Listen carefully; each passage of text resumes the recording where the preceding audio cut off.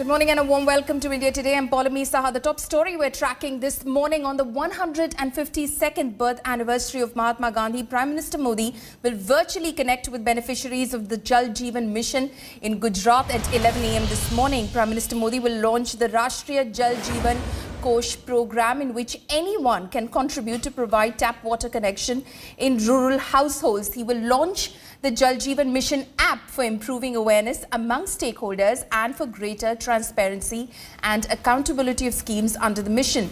Prime Minister Modi will also virtually interact with villagers of Gujarat as part of the Gram Sabha program to mark Gandhi Jayanti.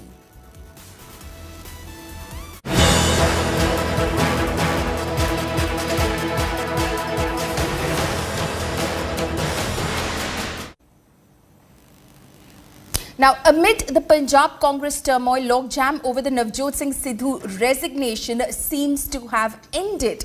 In a 2-hour-long meeting held at Punjab Bhavan, Chief Minister Charanjit Singh Channi has agreed to some of the demands pushed by Sidhu. In the meeting, the Chief Minister in fact asked Sidhu to reconsider his resignation, but refused to accept Sidhu's demand for removal of the Director General of Police, Iqbal Preet Singh Sahota, and Attorney General APS Deol.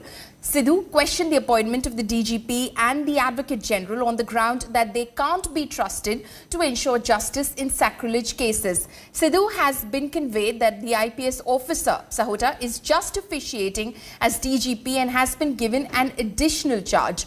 According to sources, Channi has now offered the formation of a special prosecution team to plead the sacrilege cases. As a middle part, the two leaders agreed to form a committee that will resolve the issues raised by Sidhu. Besides Chief Minister Channi and Sidhu, a General Secretary of the Congress Party would be part of the committee.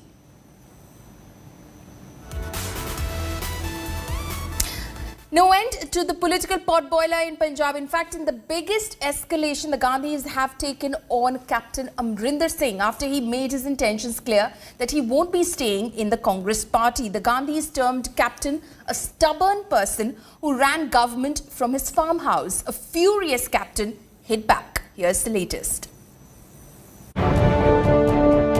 From the moment he made it clear it was his intention to take the fight to his rivals.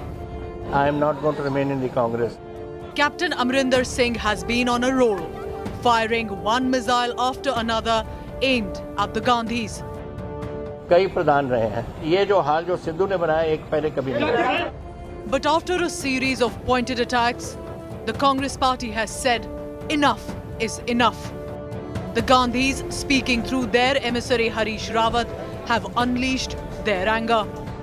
In a stinging attack, the Congress party has said the captain was admitted in the Congress despite a crushing defeat he suffered from Patiala constituency in 1998.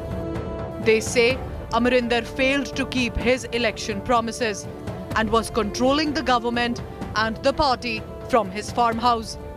Then there is more. The Gandhis have described Captain Amrinder Singh as a stubborn individual who never paid heed to anyone's advice. They also cite complaints by several MLAs saying Captain cannot win Punjab elections. Captain साहब की भी कुछ वही बेहतर जानते होंगे कि आखिर कुछ तो होंगी मजबूरियां, कोई यूं ही बेवफा नहीं होता. अब वो मजबूरियां क्या हैं ये कैप्टन साहब जानते होंगे या पुराने लोग जानते होंगे. Captain Amrinder Singh rejected the Congress's charge, terming it outrageous. Amrinder has proclaimed that Congress is on a back foot now, and only pressure he had for the past month was his loyalty to the Congress party. All of this comes at a time when there is suspense about Captain's next move. India Today has learned that Amrinder Singh is likely to float his own party. He had earlier declared he will not let Navjot Singh Sidhu win at any cost.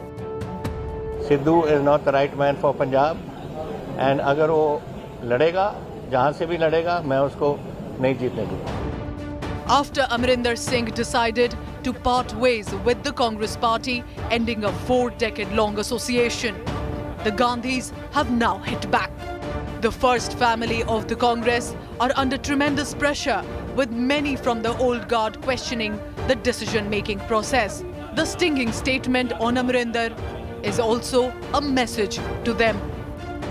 With Manjeet Sehgal in Chandigarh, Kamaljeet Sandhu in Patiala and Anand Patel in Delhi, Bureau Report, India Today. Now, a huge row has erupted in the national capital over Kejriwal government's decision to ban Chhath Puja celebrations in public. BJP Member of Parliament Manoj Tiwari has lashed out at the Kejriwal government, calling the order a Tughlaqi diktat.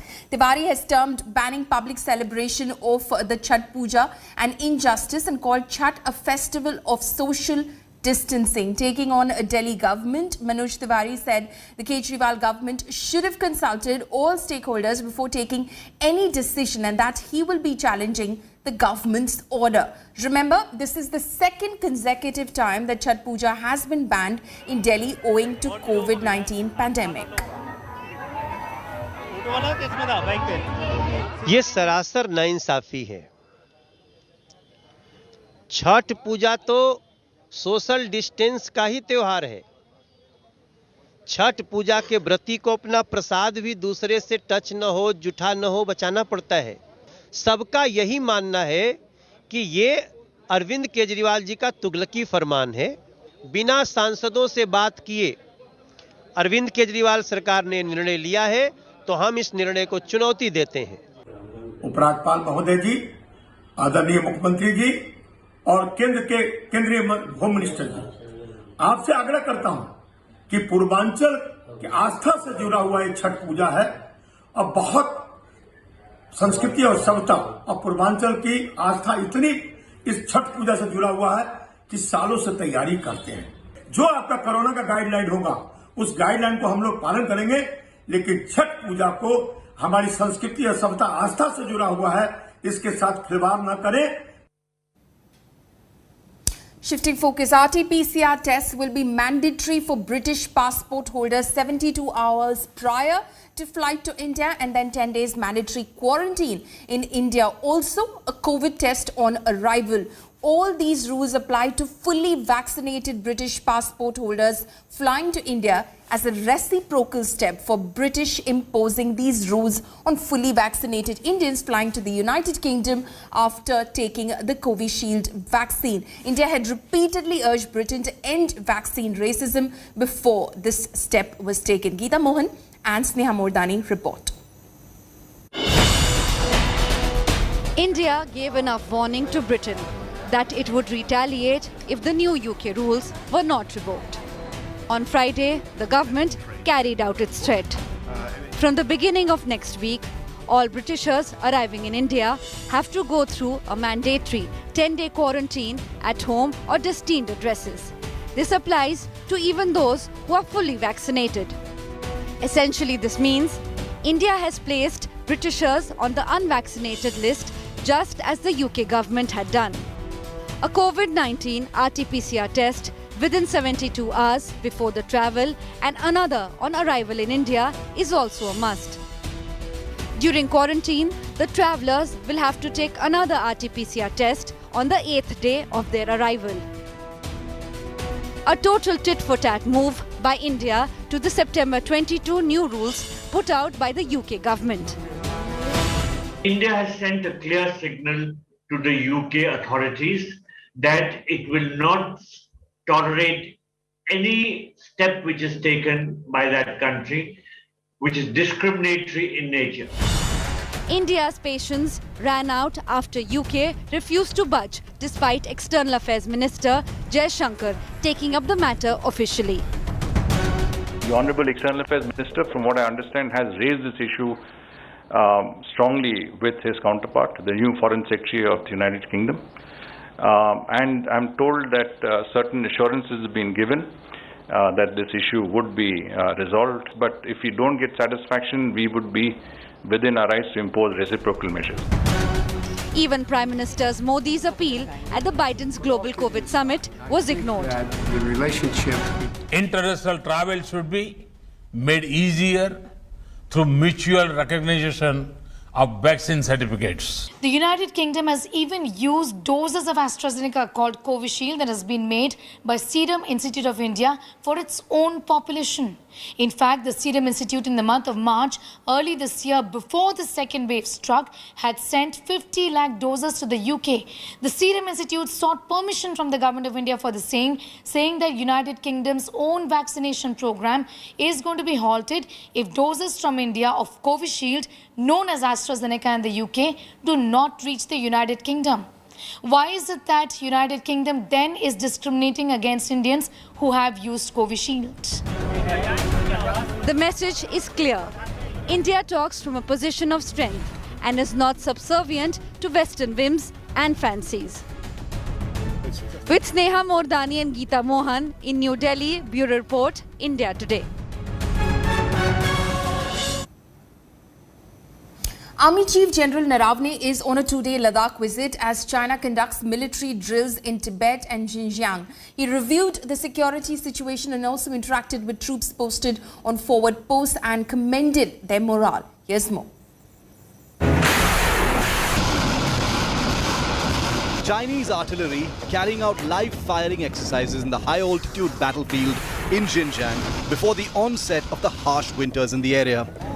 The 155mm PCL-181 vehicle-mounted howitzer exercise was followed up by rapid mortar firing exercises. China is rapidly building up its military muscle in the Western Theatre Command near Ladakh, with a special emphasis on strengthening weapons and troop deployment both in Xinjiang and Tibet. China is also building additional shelters for soldiers to remain deployed in -30 to -40 degrees temperature through another harsh winter that's approaching. Chinese actions are being closely monitored in India. Because of our peculiar environment of contested borders and an ongoing proxy war in the hinterland, the Indian Army is in active operations throughout the year, safeguarding the territorial integrity and sovereignty of the country. Chief of the Army Staff, General Manoj Mukund Naravane, is on a two-day visit to the forward areas in Ladakh to assess military deployments, review preparedness and boost the morale of soldiers deployed following the intense standoff with China that began last year. The Indian Army too has carried out a super high-altitude armoured exercise in eastern Ladakh in the Chushul Pangong-so area. The Snow Leopard Armoured Brigade spearheaded the brigade-level armour and mechanized forces thrust exercise in Ladakh. Air Chief Marshal Vivek Ram Chaudhary, soon after taking over as the 27th Chief of the Air Staff, spoke of ensuring strong defences and deployment both of the Rafale and other air defence assets. Indian made DRDO की तरफ से produce जो हैं जैसे कि अस्त्रा beyond visual range missile हैं, 83 additional LCA हैं, MR Sam हैं, आकाश एडिशनल हैं, ये सारे मेड इन इंडिया हैं और इसको हम जितनी जल्दी हो सके उतनी जल्दी हम उसको ऑपरेशनलाइज करेंगे. India has meanwhile refuted Chinese allegations that the rise in tensions was due to India's forward policy at the line of actual control. Arindam Bagchi, spokesperson of the Ministry of External Affairs, said China continues to deploy a large number of troops and armament at the border, and India had to take appropriate measures in response to Chinese actions. India has made it very clear that the standoff is due to China's provocative behavior and unilateral attempts by Chinese armed forces to change the status quo along the LAC. With Manjeet Negi in Delhi, Bureau Report, India Today.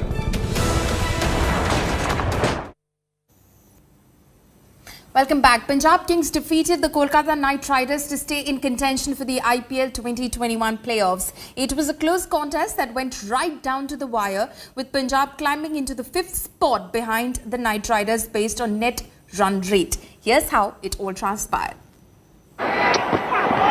Even as Shubman Gill departed early, Venkatesh Iyer once again showed his batting prowess with some sublime hitting right from the start. That's a shot.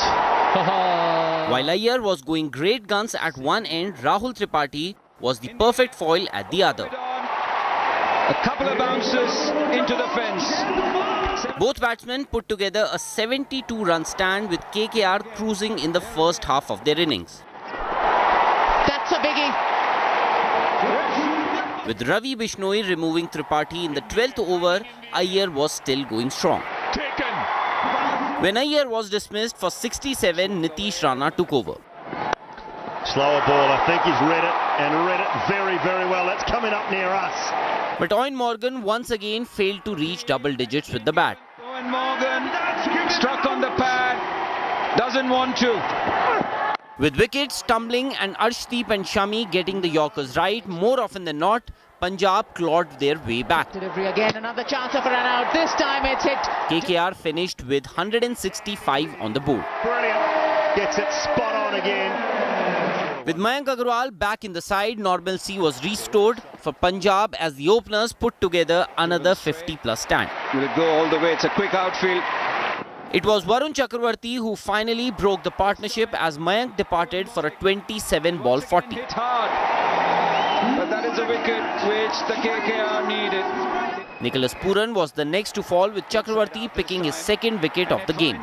Shivam Mavi takes it comfortably. KL Rahul and Aiden Markram then got the run chase back on track with a few hits over the fence. Sounded good, and it is top tier. But even as KL Rahul completed his 50, Markram was caught in the deep of Sunil Narine. Oh, offside this time. Out. Straight to Shubman Gill. Deepak Hooda also got out cheaply, but Shah Rukh Khan smashed a few and he, along with KL Rahul, got the Punjab Kings over the line to keep their playoff hopes alive. Surely. Sports Bureau, India Today. They win here by 5 wickets at Dubai International Stadium. The man with the golden arm, Neeraj Chopra, has become a household name in the country after his triumph at the Tokyo Olympics. We've all seen Neeraj, the sports person who brought glory to the nation, but it's time you see him in a different avatar altogether. India's new poster boy is on the cover of India Today's Spice magazine.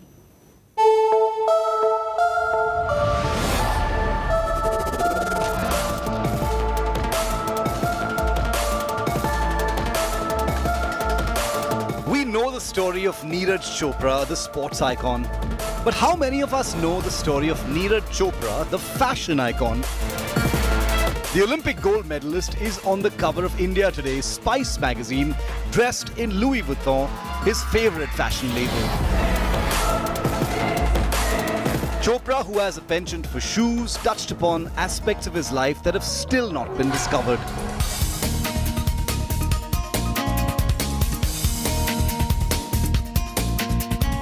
The ace javelin thrower is a hobby photographer and loves to capture the world in his mirrorless camera, his latest acquisition. Chopra has travelled the world for competitions and training, but a week-long holiday with friends was still on his bucket list. In his interview with Spice magazine, he shares details of his journey when he had just started in Panipat to taking his first overseas flight. Neeraj Chopra hasn't just become an inspiration to many sports persons in the country, he's grabbing eyeballs from the fashion world as well. His love for clothes, his favourite holiday destinations and his favourite cuisines. India's poster boy has opened up on everything in this edition of Spice magazine. And that's a wrap on this bulletin. For all the other latest news and updates, you can log on to indiatoday.in. You can also download the India Today app. Thank you for watching.